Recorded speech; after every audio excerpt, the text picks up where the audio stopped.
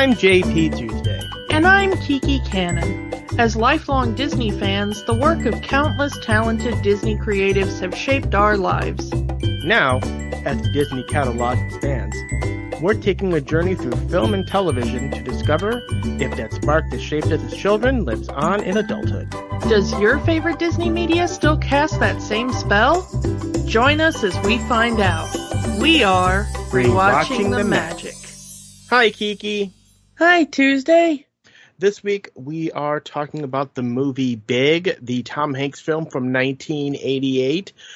The movie that, not his first film, but this was the movie that cemented Tom Hanks as a box office draw. And this movie was very popular. This movie was very well acclaimed. The number 4 highest grossing movie of 1988. Losing only out to Good Morning Vietnam, Coming to America, and Who Framed Roger Rabbit. Not bad company, honestly. Yeah, I mean, got Tom Hanks an Academy Award nomination. Mm-hmm. Possibly his first. I think. Yeah. Did not win, but, know, pretty good to be nominated. Yeah. So while I was watching this movie, I was reminded of another movie, a movie that actually came out about 3 months before this movie did. Now, I guarantee no one's going to remember this movie, but I have to mention it. And it's a Disney movie. Disney did a movie called 14 Going on 30. And in that movie, it was very similar to this, in that it's a 14-year-old kid that becomes an adult and has a bit of an adventure. The difference is, while this movie is the wish, this kid does a wish and he becomes big through magical means.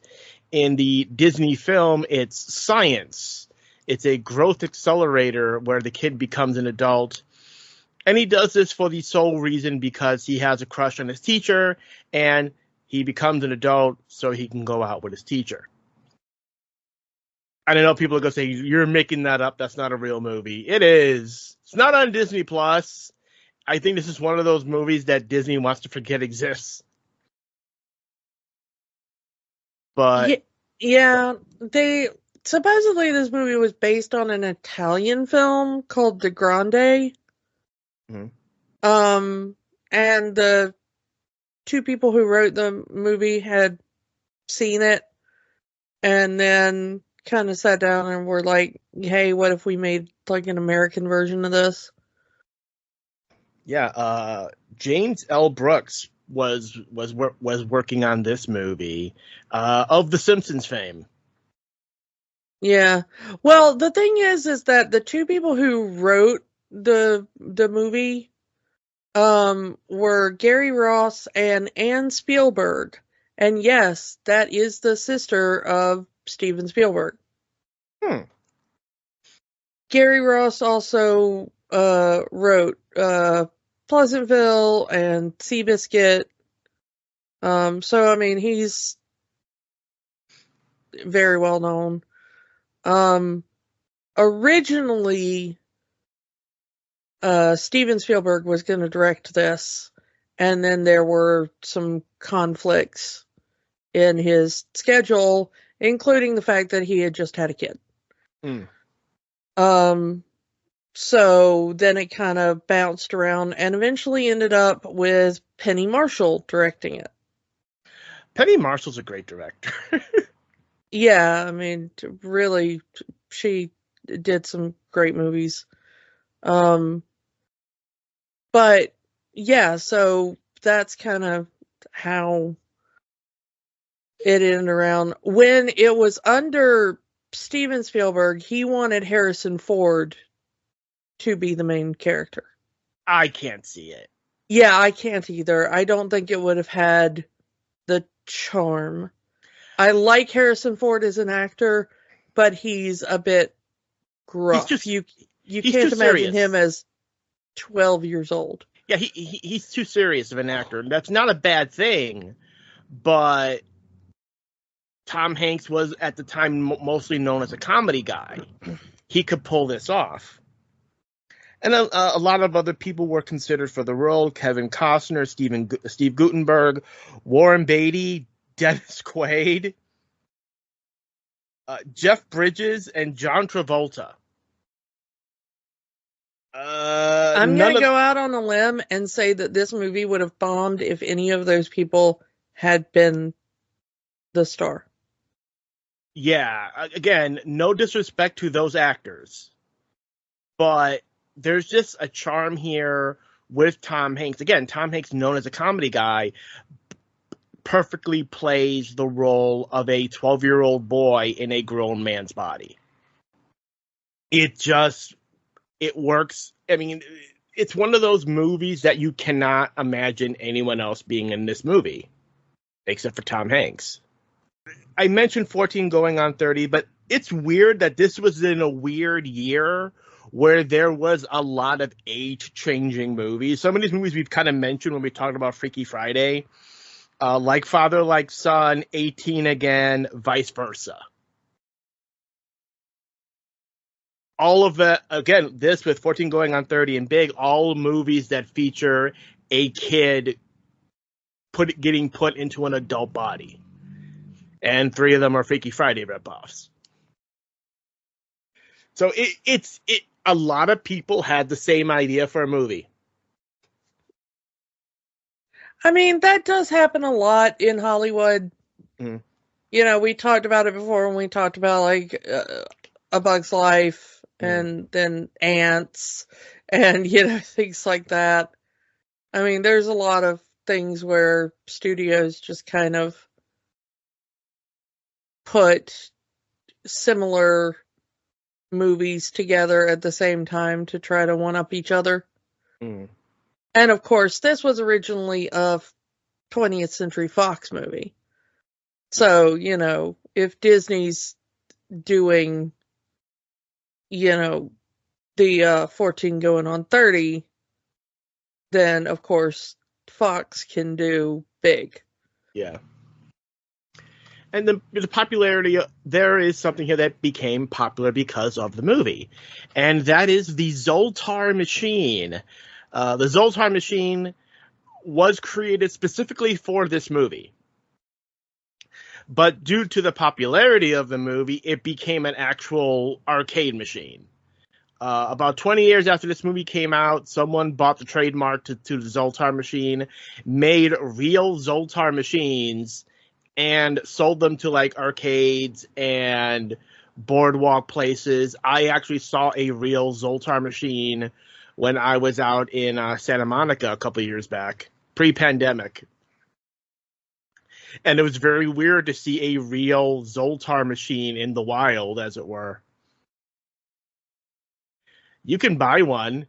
They're about $9,000, but you can buy a real Zoltar machine if you want one. I mean, it would be cool to have one, but not $9,000 cool. I don't need a functional Zoltar machine. I mean, not unless it actually grants wishes. True. Because everything became a stage musical, there is a big stage musical. Big the musical premiered in 1996. I saw a YouTube video of this. Oh no. No, not every movie needs to be a Broadway musical. Big is one of them. Apparently Fox was considering a big television series in the 90s and then again in 2014. Again, I don't know how this would work as a TV series. I don't think it would. Because when it was brought up that we were going to do this movie, that we wanted to do this movie, you know, we kind of mentioned it last week. There's a bit of tugging your collar here in terms of, and that as a TV series just brings more uncomfortableness into it, where this person has the appearance of a 30-year-old man, but it's still a child in a grown man's body. And this grown man having relationships and relations. I mean, what? It's Fox movie, so I can talk about this. Emma Stone's new movie, Poor Things. Have you seen it? Yeah. I mean, I haven't finished it, but I've seen most of it. Yeah, isn't that like the brain of a baby and a grown woman? Yeah, it really is. So that and that is not a child-friendly movie. No. I'll just put that out there. So that's already kind of an uncomfortable movie, just based off the premise itself. So yeah, I mean, there's a lot of stars of 80s cinema and 80s television here. I mean, so I forgot he was in this movie. Surprise John Lovett's cameo. Yeah. I had forgotten he was in this too. It's been a while since I've seen this. And Deborah Jo Rupp is in this. I had forgotten about her being in this. Yeah, that 70s mom. And of course, Robert Loggia. That's R for Robert Loggia. O for oh my god, it's Robert Loggia. Sorry. I just always loved that bit. John Hurd, aka every 80s villain. Yeah. Sorry, he is. But I mean, it's so good at it. Yeah. Elizabeth Perkins in here as well. As the woman who is, if she has any sense, absolutely traumatized by this entire event. Yeah. I think that's enough of the cast. Unless there's someone else you want to mention. No. So yeah, let's kind of get into this while we have that thought. So we have our main character Josh, and Josh does not like his little life as a 12-year-old kid. He has his best friend, Jared Western as Billy. We've talked about him before because he was in Honey, I Shrunk the Kids. Yeah. But he plays Josh's best friend Billy. They talk about girls, and there's already a bit of a cringeworthy moment where the teenage boys talk about looking under girls' shirts. But anyway, we have Josh, who has a crush on one of the girls at his school. It's never explained whether this is an older girl or just a tall girl, but he has a crush on her. Eventually, this all leads to the local carnival, where he decides to take his shot, talk to her, and go on a carnival ride with her. But at the same time, this girl seems to have a thing for another boy. He's older. He's 16. He drives. But he's going to take the shot anyway. But luck not be with Josh this day. He is too short to go on the ride. She is not, and she goes on with this older boy, which we do see later as they are driving in his car later in the movie. Poor Josh. You kind of feel for the kid. He had, he tried to take a shot, so good for him. It just did not work for him. So eventually, depressed and just lower than low, he ends up walking into this arcade at the carnival. He sees the Zoltar machine. He puts a quarter in. He makes the wish. I wish to be big. And then we get the scene. Oh no, it's not plugged in, and your wish is granted. And Now he's Tom Hanks. I give this movie credit. It wastes no time. All of that is the first 10 minutes. I mean, the entire point of this movie is you have to be specific with your wishes. Yes, always be specific with your wishes. Always the devil's in the details, as it were. He I didn't say mean, how big. He didn't say, it's up to the interpretation of the wish granter. well, I mean, I don't know why he didn't say I wish I were tall or something, you know? I wish it was a little bit taller.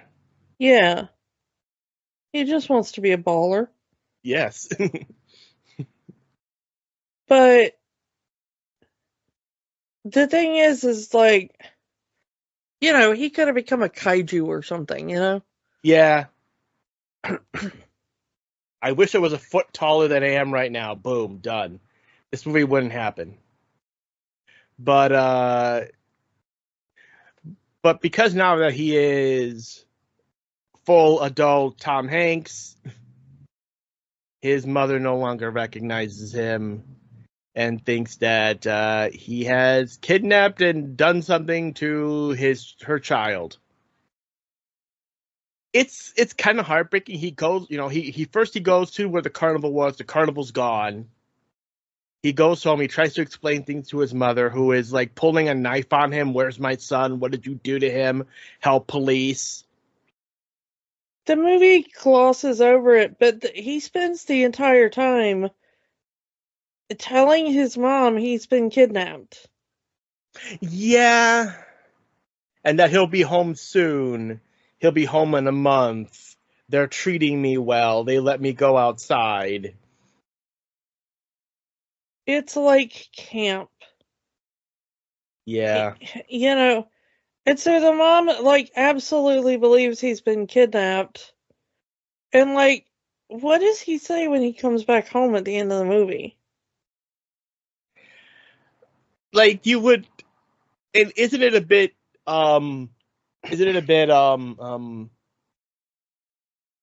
confusing in a way that, these supposed kidnappers aren't asking for any kind of ransom?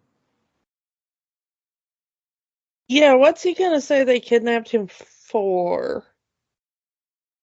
These presumably adults kidnapping a 12-year-old child just for the fun of it? Did they do things to him? Again, it's a lot of questions that this movie doesn't want to answer because it's not justifiable to the plot. So, like, we barely see the mother for most of the movie. It's like after that opening freak out, it's like we see her maybe once or twice before the end of the movie, and she's like interacting with Billy, saying, you miss him, I miss him too. Don't worry, your son's coming home soon. I just know it. Who knows what kind of mental breakdowns this mother has gone through for this month. And this whole movie takes place over the course of a month.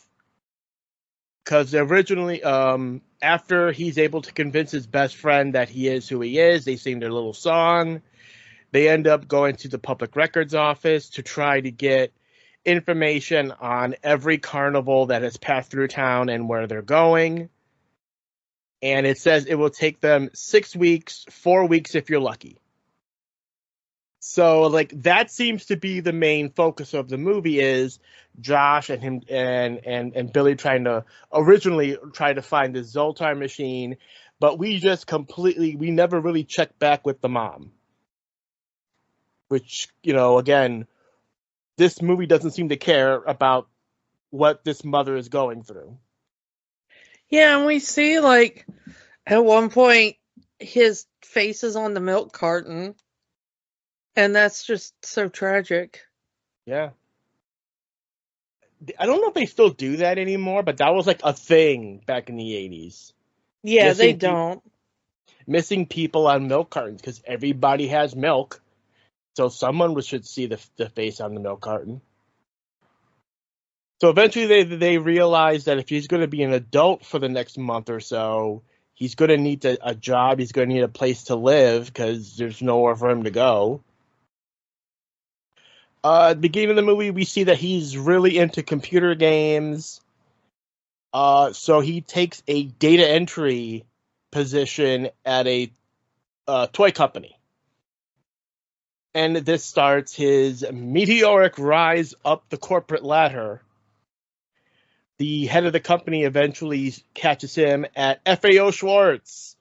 Oh, the old New York FAO Schwartz. I miss you, FAO Schwartz. I never got to go. There's like one FAO Schwartz that I know of, and that's like in Midway Airport, and it's not anywhere close to what this is.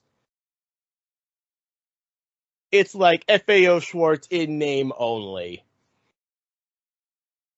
So anyway, Josh is playing around with the toys with the other kids. He runs into the head of the company. This is where we get the famous heart and soul chopsticks piano scene that everybody knows from the movie. And he says, well, you're good at playing with toys. You know what the kids like. You know what you have you know why our toys aren't selling. And he eventually is promoted to vice president of trying to figure out what the official title is. But anyway, he's promoted to being basically a toy tester. This is where we end up meeting Elizabeth Perkins' character, Susan, and her boyfriend, Paul, played by John Hurd. It's a weird relationship that those two have because clearly neither one is in love with the other and neither one really cares. Like, they're clearly only together to get ahead in corporate America. Like Paul even makes a reference that Susan has slept with many people in many positions in the company, and like he's okay with that. That he's just the next in the line, and she just kind of snaps back at him. I'm not that person anymore. Like, that's not what happened. It's like, I'm not that person anymore, which I don't think that's even that whole scene has aged well. I would agree with that. Yeah, that's part of this movie I forget. Again, when you're watching this movie as a kid, there's certain parts of this movie that you don't get until you come back and watch this as an adult. So in the big meeting, since he's now like a toy tester now, he is testing their new product, which is a toy of a skyscraper that turns into a robot, because Transformers are in right now, so it's their new transforming toy. And he says, yeah, this toy sucks. No kid wants to play with a building. It also seems to be falling apart a lot while he's playing with it.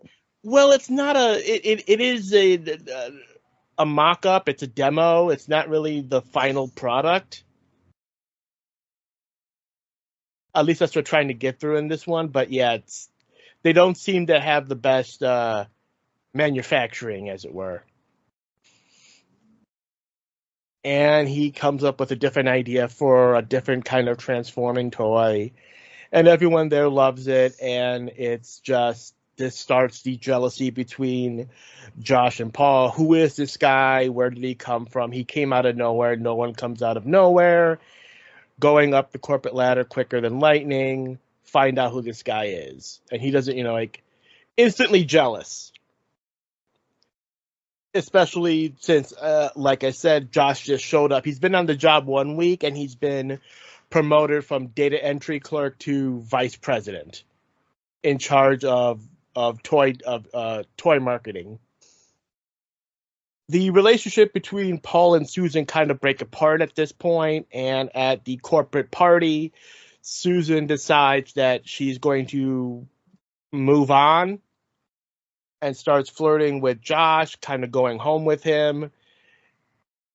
Very much, I am here to sleep with you. Why are you not sleeping with me?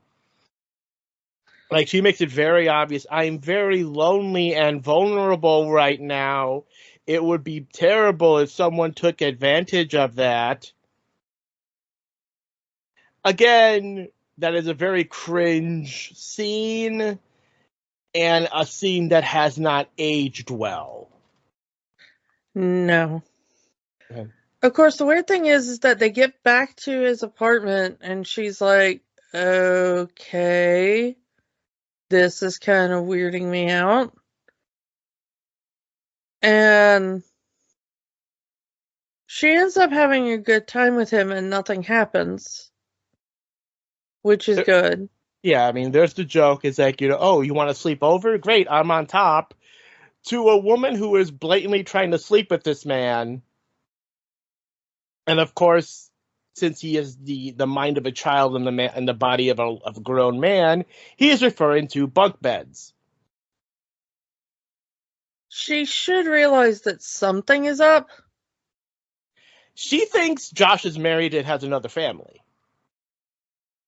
Okay, I'm not talking about that. I'm talking about, like, mental state. You know what I mean? Yeah. Like, we know that he's a 12-year-old in a grown man's body, but imagine if you just came across this guy as an adult. You would kind of wonder if there were, some issues there. A learning disability, maybe? Or something, you know? Mm-hmm. And I guess that she doesn't really think about it because, like, well, he's like a vice president in a company, and all that kind of stuff. But I think today it would hit a little different because people might wonder a little bit more. But I mean, I don't think anybody's first thing is like, are you a magically altered child? But because all this guy has is toys in his apartment. He plays with toys all day. And he doesn't have any kind of, like, adult level social skills that you would expect for someone the age he is. You know? She's very blatantly hitting on him and suggesting sex, and he doesn't understand that. You know? Yeah. I think today it would be chalked up to something different. But, and that's not necessarily a bad thing. But I just think that she's missing a lot of potential cues that would, lead her down a different path, not necessarily magically altered child, of course. But, I do wonder kind of if this movie was written today, what her reaction would be written like, Yeah. One could think, from an outsider point of view, maybe he's just ace and not into sex in general. Yeah, I mean, that would also be a valid reading, and it would be fine, But I think we kind of understand more about, that there are some people who are just kind of not into various things, But it is kind of interesting that because she's come off of a very abusive relationship with John Hurd's character, that the fact that Josh immediately doesn't want to take advantage of her, even though she's kind of down for it because it's Tom Hanks. Well, I mean, yeah, it's Tom Hanks, but that's kind of, you get the feeling that that's kind of the culture at the office. Like I said, it's already established that at least one, if not both of them, have slept with multiple people at the office to get the positions that they have. Yeah, and I mean, John Lovitz says the thing to Tom Hanks, like on his first day at work, like, hey, if you just talk to that woman over there, she'll wrap her legs around you and squeeze until you can't breathe. And Tom Hanks is like, oh, I'll stay away from her then. Like, Yeah, he doesn't get what John Lovitz is trying to say. She'll she's down for anything. Yeah, that's the ticket. yeah. And the thing is that that's a bit, um, you just get the feeling that that's the culture in that company. And you have a feeling that maybe the Elizabeth Perkins character is used to maybe kind of just having to deal with the new guy on the block being the person that she kind of has to, be sweet to. Yeah, yeah. I mean, again, he's a vice president now, so you would think to get in a higher position, she would need to butter up to the brand new vice president. I mean, it's kind of sad because she seems to be very capable, and she's not a vice president of anything. Yeah, I mean, let's. I mean, probably sexism. It is the 1980s, but then again, it's sexism now too. Yeah. It like you said, this is probably the culture of that office that you just to get ahead, you need to give head. Yeah. One thing I do like is the Josh's quote office full of toys. There are so many recognizable 80s toys here. Lots of Masters of the Universe toys. The one toy that he's playing with, I actually had, which is a blue Silverhawks bird, Stronghold. I had that as a kid. And I remember seeing that in the movie when I saw the movie on cable as a kid and I had the toy. Like, oh, hey, my toy's in the movie. And seeing this again years later, hey, I had that toy as a kid. I don't know if any of the toys in the movie were anything that you had besides like the Barbie doll or something. Nope. The rivalry between John Hurt's character and Tom Hanks' character coming to this blow where they play, badminton, and Josh is blatantly cheating, and No. I mean, Paul is blatantly cheating, and Josh is calling him out on it. Like, no, I'm not cheating. I didn't say that. I didn't do this, and just punches him in the face because Josh is now a threat to him. Josh is essentially his superior when just, a few weeks ago, he was just a data entry clerk. And it was Josh that ridiculed his proposal of the skyscraper robot. And now presumably has the affections of his girlfriend. I mean, maybe treat her better, man. Yeah, I mean, he, like you said, he's very, not physically abusive, but he's very verbally abusive to her. Like he wants to, he's listening to music on his radio and she wants to change the station and he's like, don't change my radio. He is such a douche. I mean, it's the 80s. I mean, yeah, again, like I said, he's every 80s villain almost.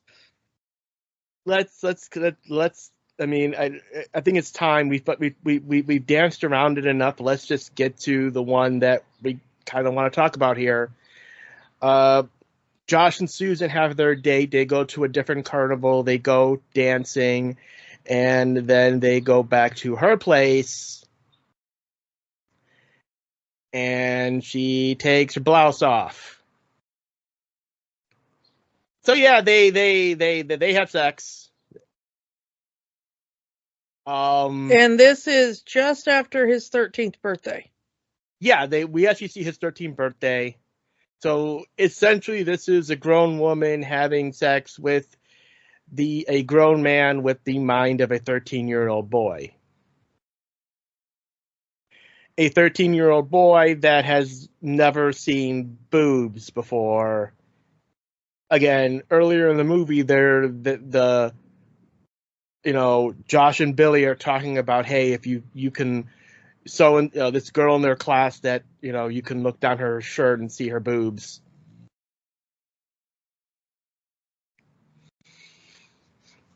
I mean, like you said, after they're having their relationship, and then finding out that your boyfriend is actually a 13-year-old boy in a grown man's body. How do you cope with that? I mean, I'm surprised that she didn't immediately, lose her mind. I mean, and the weirdest thing is at the end of the movie, she accepts that he is 13 and, whatever, and she goes, hey, come look me up in 10 years. Yeah, she's still into it. Which, yeah. Yeah. That may be the most creepy part of it, because, I mean, you cannot fault her for what she didn't know about. And she does fall in love with the guy. Even, yes, this is still a 13-year-old in a grown man's body, but he's actually a decent guy. He doesn't talk down to her. He treats her with respect. He talks about how amazing she is, and that he lets her lead the presentation of the new toy he developed. Granted, it's because he's not really that good at public speaking. But during the movie, he comes up with a toy idea for an interactive comic book with different story, basically a choose your own adventure, but a computer type game. Which for 1988, not a bad idea, but we have that so often now in video games, ahead of the curve, as it were. But he lets her take the lead in the presentation. So it shows that he has vast respect for her. So yeah, even if it's not, take everything else away, at the heart, Josh is a good guy. Obviously immature, but still a decent guy. I mean, you cannot fault her at the first part of the movie, when she's getting into a relationship with him. Mm-hmm. Because there is absolutely no way she could know what this is. Yeah. Nobody's going to look at this and go like, I wonder if this is a, magically altered child. As far as she knows, this is a capable adult who is a vice president at the company she works at. Young at heart because he likes playing with toys and is just a decent dude. But as far as she knows, there is nothing wrong with this relationship. Yeah. Now, you can kind of fault her at the end of the movie where she's like, hey, I understand I had a relationship with a 12/13-year-old. Look me up when you're of age and we'll try again. That's a bit weird. When they find the Zoltar machine, he even asks her, come with me, make a wish, and be 13 again, and we can still be together. To which, and she's right. She's like, no, you could not pay me enough to be 13 again. Which shows she has some brain in her body. yeah, but there's, there's not much else you can do at that point. So she eventually agrees to take him home, and we never see the transformation back. It kind of cuts back to her. She looks down, she looks back up, and all of a sudden, Tom Hanks is gone, and it's Kid again. I don't know how to read that face that Elizabeth Perkins is giving here, looking at this child, knowing that she slept with this kid. Like, where does she go from here? Does she? I don't know. Maybe she'll try to find a rationalize it in her mind. I don't know. Like, there's so much in this movie, and there's. You mentioned it, but this movie raises too many questions that it just does not want to answer. Yeah, we never see his reunion with his mother. We hear it, though, but that's all it is. Again, what was this mother going through? At one point, Josh writes a letter saying mom and dad, but we never see a father. Well, actually we do. It's the basketball coach. Because his best friend, when Josh first goes to see him to be like, hey, I'm Tom Hanks now, the first thing that happens is his friend starts screaming, Coach Baskins said that's his dad. Oh, I never got that. Yeah, it's kind of subtle in the movie, but that would be his dad, I'm assuming. I don't know. I mean, how would you feel if for a month your child is missing? You get letters from your child saying they're taking care of you. Who's taking care of you? What's been going on? What did they do to you? Why did they kidnap you in the first place? What did they want? And they just let you go just to let you go. Yeah, and he never has a good explanation for like where he was or who he was with or And Elizabeth Perkins' character, she's just sitting there in her car the entire time. Like, wouldn't the mother run out and look at this woman like, what have you done to my son? And I mean, don't question too much into that, Mom. She did everything with him. Yeah. It's like he goes into his house. We hear him, Mom, I'm home. We hear the mom saying, oh, thank God you're alive. And then the movie ends. It feels weird because the movie gives us that everything goes back to normal. The final scene in the movie is Josh and Billy just walking, having a kid conversation, as if the events of the movie never happened. Which, like, I don't know. Maybe, again, as a kid, I didn't question this stuff. But as an adult coming back to this movie, it's just, there's too many questions. Too many questions that this movie has no interest in answering. Yeah, I think too much about stuff to kind of enjoy when things like that happen, you know? Yeah. Like, dear listener, I know we speed ran through the movie, but there's not really much else to talk about here. I've wanted to talk about this movie for a while, but coming back to the movie, like, the more interesting things I'm finding about the movie is the stuff that the movie doesn't want to talk about. Yeah, that's true. If he was, I don't know, sending money to his mom or something, but we never see that. All he's doing is spending his money on toys and arcade machines and a soda machine. His first paycheck, he spent it all on pizza because he's a freaking kid. Yeah.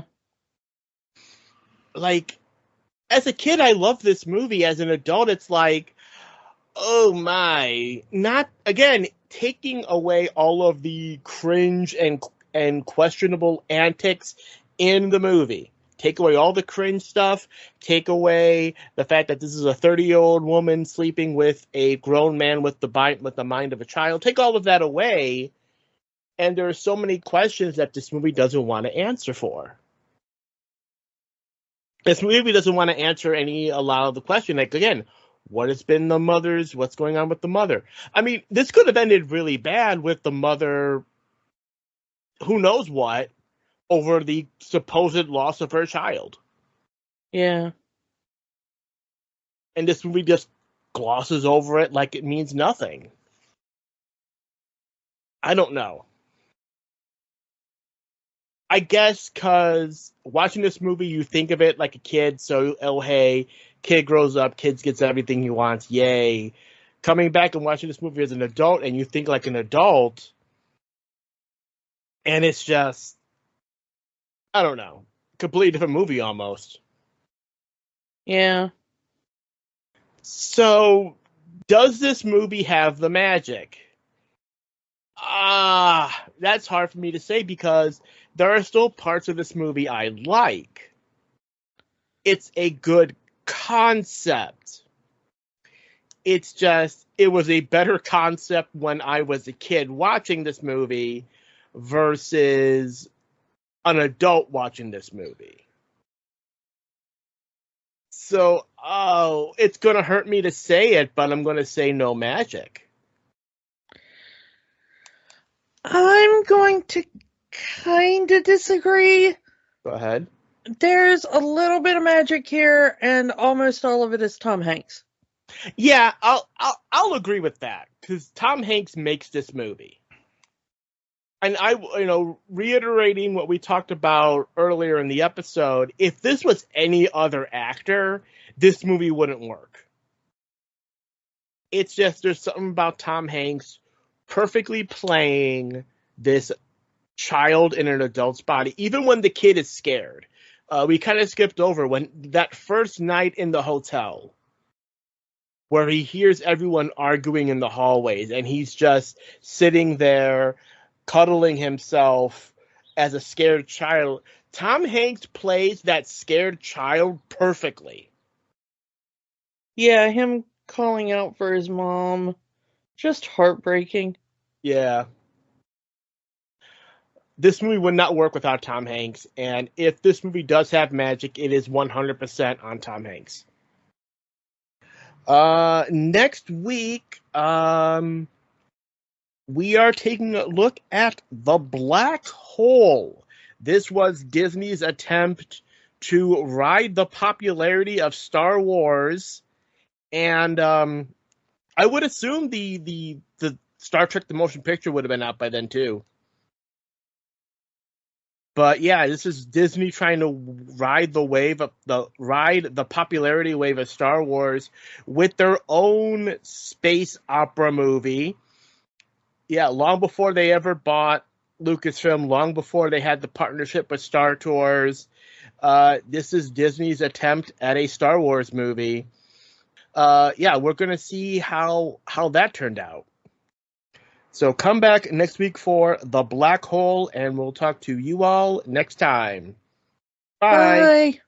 Don't let the magic stop here. Join our conversations on Facebook, Instagram, and Threads at Rewatching the Magic. We are on the X, formerly known as Twitter, at Rewatch the Magic. And new episodes are available every week at rewatchingthemagic.podbean.com. Remember, the magic is for everyone. It only stops if you let it. Podcasts are fun. But there's work to be done. We encourage you to get involved. Here are some organizations we support. The American Civil Liberties Union fights for the constitutional rights of all Americans. Find them at aclu.org. The National Network of Abortion Funds helps people find access to safe abortion services. Their site is abortionfunds.org.